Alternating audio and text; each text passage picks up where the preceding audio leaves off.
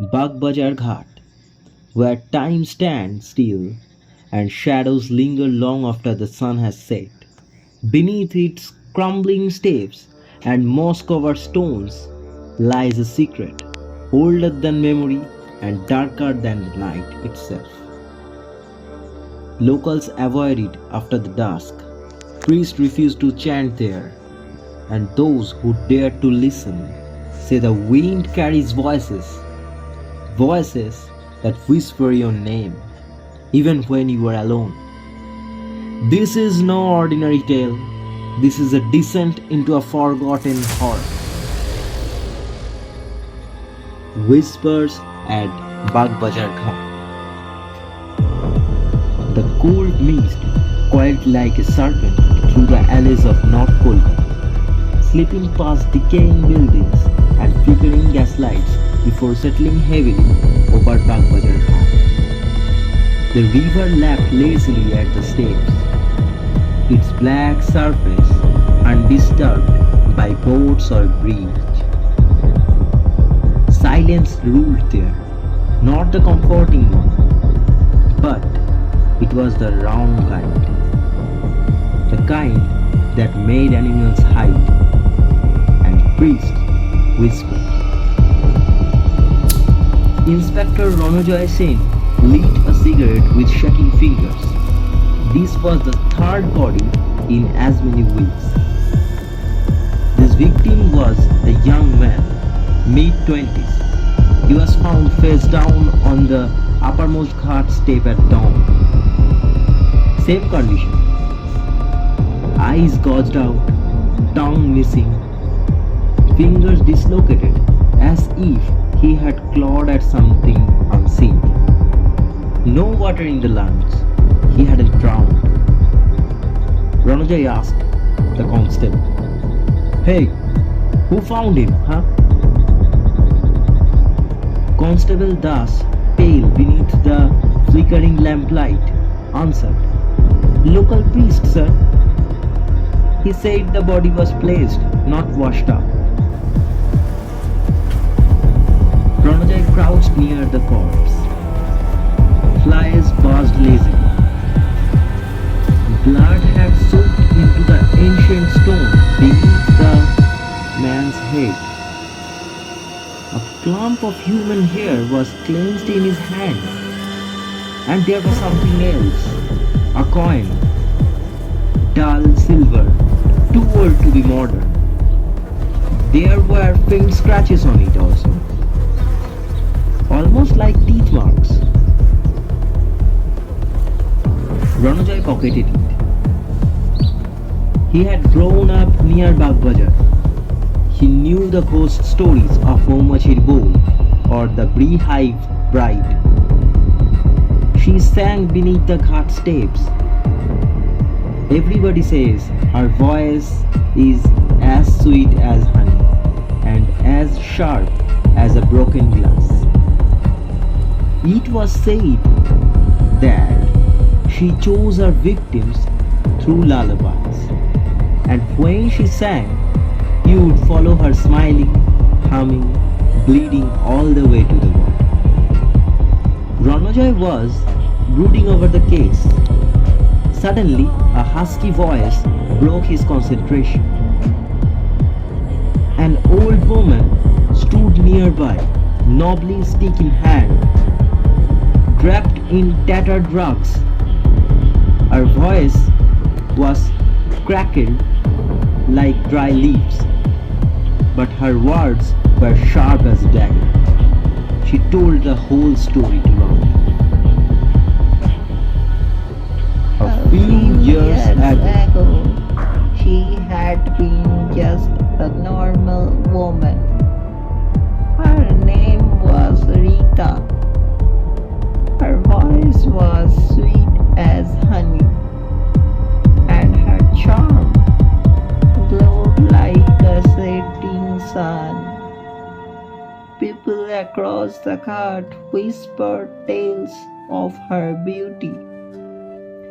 She lived a peaceful life with her little boy Shobhon and her husband Damodar.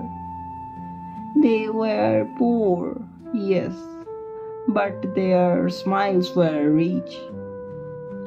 Their tiny hut by the riverside was their world, warm and contained. But fate turned cruel. Chauvin was diagnosed with tuberculosis, a deadly disease that clings to the lungs and spreads through breath. Medicine was expensive. Hope began to rot.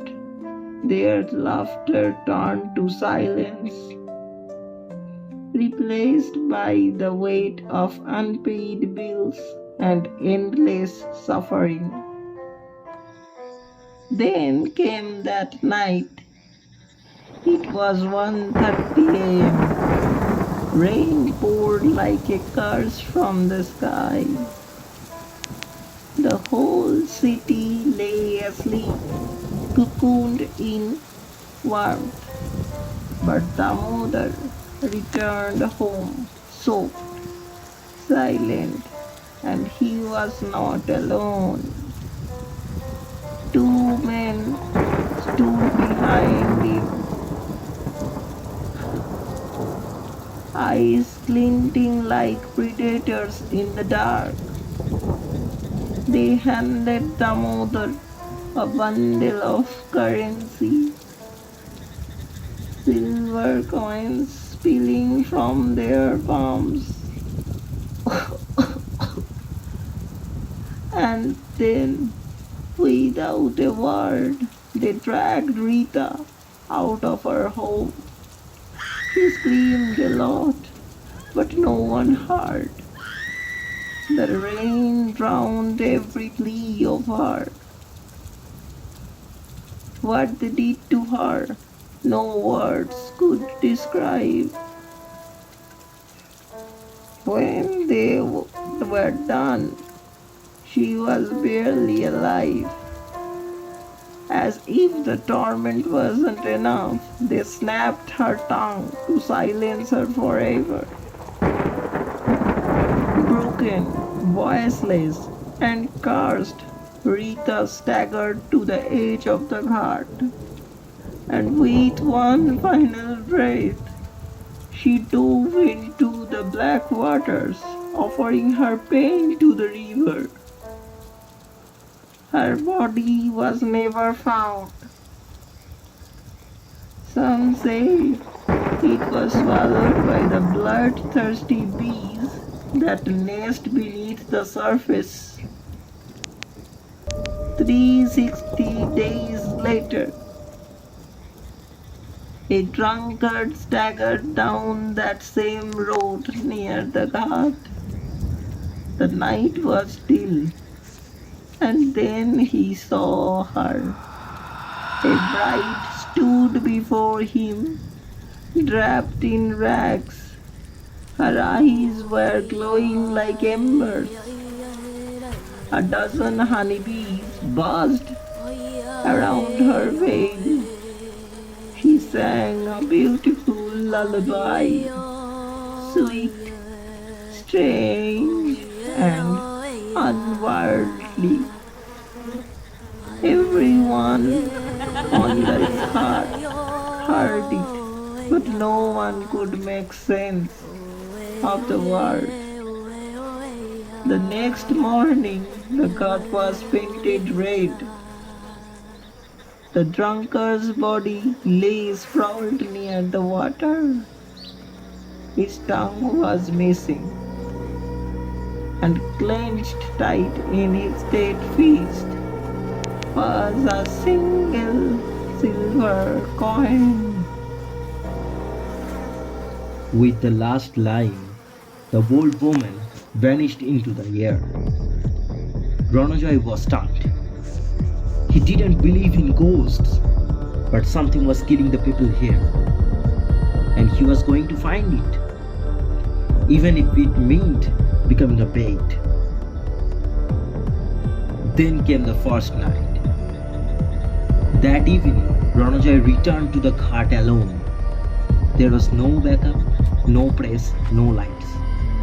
He brought only his revolver, a flask of whiskey, and the old silver coin. The fog was thicker than before. It was almost blinding. The river whispered like silk tearing apart. Midnight struck,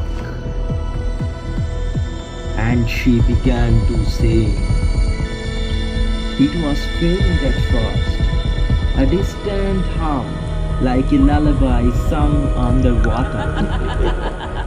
His ears rang, his breath turned shallow. The melody slithered into his scalp, soft and terrible. Then he saw her, just beneath the waterline, a bride, standing in the shallows. Her skin was grey and gloating. Her sari clung to her like wet funeral wrappings. And her face, God help him, was a gaping black pit where her mouth should be, as if something had chewed it hollow. She tilted her head at him. Ranojoy raised the revolver. Don't move! She didn't. Instead, something moved behind Ranojoy, really fast, scraping across the stone. He spun and fired the gun. A man, or what? Had once been a man, crawled toward him on shattered limbs, tongue chewed off, eyes blackened sockets. The thing shrieked like a drowning goat. Ranojoy fired again. The thing splashed and collapsed, but more came, crawling, dragging, tongueless. One of them gargled a word, rasped through blood and bile. Bloody corpse. Ranojoy ran away from there, but he was not a guy to give up. He returned the next night with rope, floodlights, a GoPro on his chest, and a priger. He was determined. If the dead came from the river, he would go into the river. What no one knew, beneath the ghat lay a sealed chamber.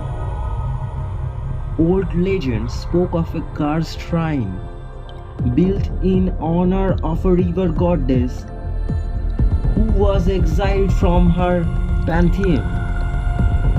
Worship turned into sacrifice. The chamber was sealed after 13 priests disappeared in one night. Ranojoy found the seal, a cracked slab hidden below the last step of Bagbazaar Ghat. He broke it. The stench hit him like a punch. Rotting flowers, blood, wet stones. He stepped into the darkness. Beneath the ghat, a tunnel spiraled downward, slick, narrow, pulsing with heat. And at the end, there was a chamber of skulls. Yes, human arranged in circles. Their tongues were nailed to the walls. And in the center, a throne made of driftwood and bones.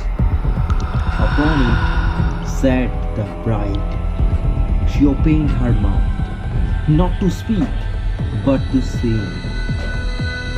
And from every wall, the bodies began to decay. Some were fresh, some had decades old. All began to crawl toward Ranojoy. He fired until the chamber echoed with screams and gunshots. But the bullets were useless now. The bride rose. Her limbs cracked like wood. Her Her song grew louder. His vision got blurred. Blood ran from his ears.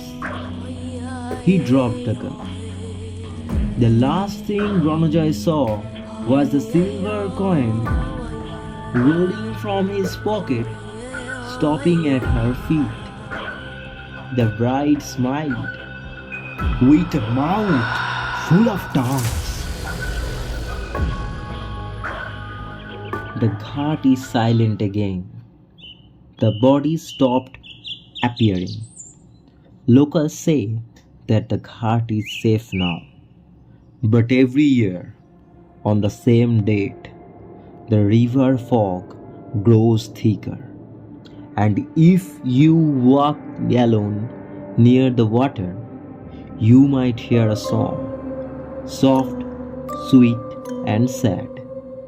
And if you follow it, you will never be able to speak again.